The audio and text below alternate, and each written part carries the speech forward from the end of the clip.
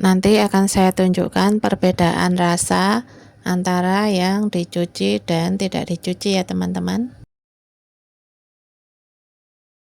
Untuk yang pertama saya makan, ini dagingnya sudah saya cuci bersih ya teman-teman.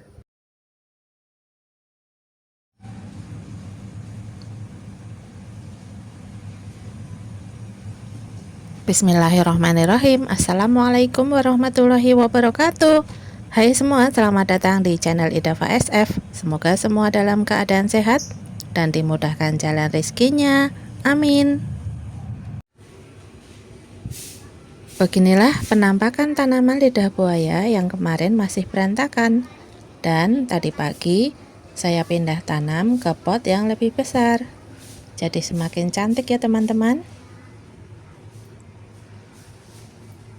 Jumlah keseluruhannya sekarang ada 11 pot ya teman-teman.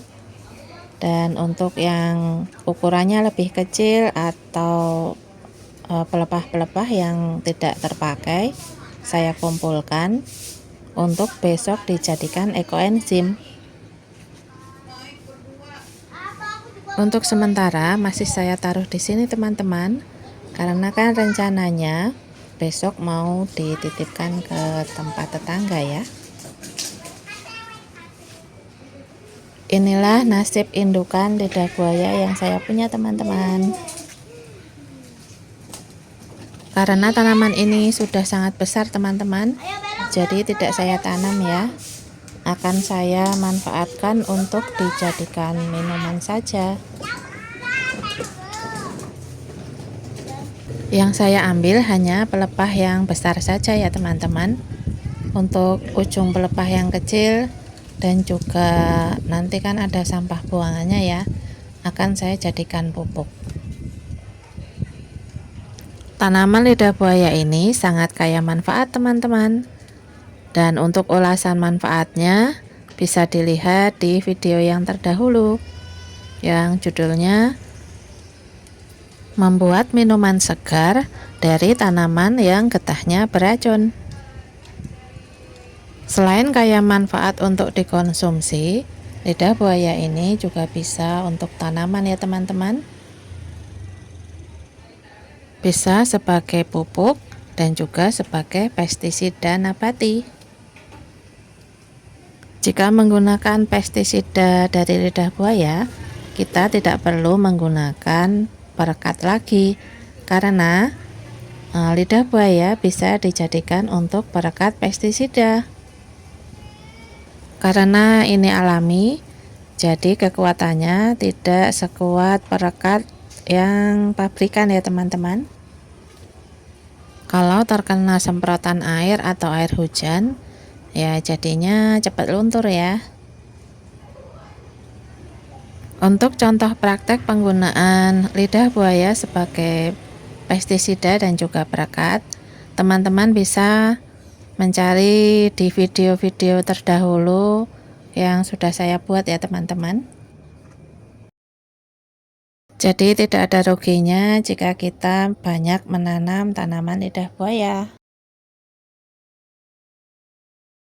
Ternyata dari 2 tanaman saja ini hasilnya banyak sekali ya teman-teman. Untuk proses pembuatan minumannya tidak saya upload lagi ya teman-teman, karena kemarin sudah ada di video yang dulu ya.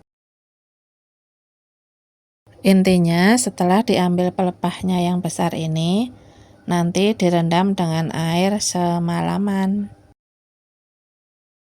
Nantinya air rendamannya akan berwarna kuning dan itu bisa digunakan sebagai pestisida juga teman-teman. Jadi jangan dibuang ya. Setelah direndam semalam, kemudian kulitnya dikupas dan diambil dagingnya yang berwarna bening. Saat mengupas kulit harus benar-benar bersih ya teman-teman, karena kalau tidak bersih nanti rasanya jadi pahit. Harus dicuci berulang-ulang, kalau saya sampai 4 kali ya teman-teman, agar nanti saat dimakan tidak gatal di lidah. Setelah dikupas dan dipotong kecil-kecil, sebenarnya sudah siap untuk dikonsumsi. Tetapi kalau takut bisa direbus dulu ya teman-teman. Oh ya teman-teman, untuk jenis lidah buaya yang saya punya adalah jenis sinensis. Jenis lidah buaya sinensis sangat mudah tumbuh dan juga mudah beranak. Untuk tanaman lidah buaya yang sekarang ini saya pindah pot itu ya teman-teman, yang ada di belakang saya. Itu dari satu indukan yang sekarang saya panen ya. Sedangkan yang dulu hasil mulung itu ya teman-teman, yang ngambil di tempat sampah itu sebenarnya ukurannya juga sudah sama, tetapi karena keterbatasan tempat ya teman-teman, jadi tidak saya pertahankan. Itu nanti akan saya jadikan bahan ekoenzim yang mungkin akan saya praktekkan di video yang akan datang. Alhamdulillah ini pelepah yang besarnya sangat banyak ya teman-teman, dan ini saya rendam dengan air agar racunnya bisa keluar. Jadi besok tinggal dibersihkan dan dipotong-potong. Nah, di antara teman-teman ada yang berani nggak mencoba memakan lidah buaya ini saat masih mentah? Ini akan saya praktekkan memakan lidah buaya saat masih mentah ya teman-teman. Nanti akan saya review rasanya seperti apa. Ngupas kulitnya harus benar-benar bersih ya teman-teman. Pokoknya jangan sampai masih ada hijau-hijaunya. Karena kalau masih ada hijau-hijau dari kulitnya itu rasanya pahit teman-teman. Dan juga harus dicuci agar getahnya hilang. Nanti akan saya tunjukkan perbedaan rasa antara yang dicuci dan tidak dicuci ya teman-teman. Untuk yang pertama saya makan, ini dagingnya sudah saya cuci bersih ya teman-teman. Rasanya hambar ya teman-teman.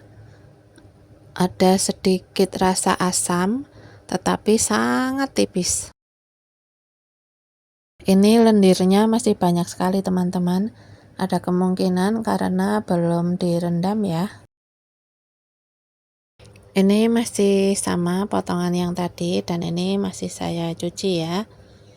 Jadi rasanya masih biasa saja. Maksudnya belum tahu nanti perbedaannya dengan yang tidak dicuci.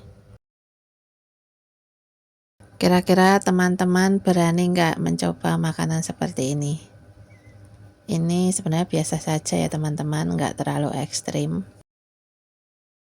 Nah, untuk potongan yang ini saya kupas dan langsung saya makan.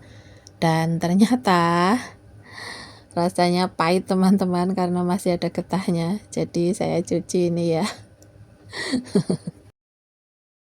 Dan ada rasa gatal di lidah ya teman-teman. Jadi teman-teman jangan pernah mencoba makan lidah buaya mentah tanpa dicuci. Yang masih takut atau takut nanti sakit perut, bisa direbus ya teman-teman. Oke teman-teman, tetap semangat menanam agar kita bisa menyumbang oksigen untuk bumi kita tercinta. Sekian video dari saya, semoga bermanfaat. Wassalamualaikum warahmatullahi wabarakatuh.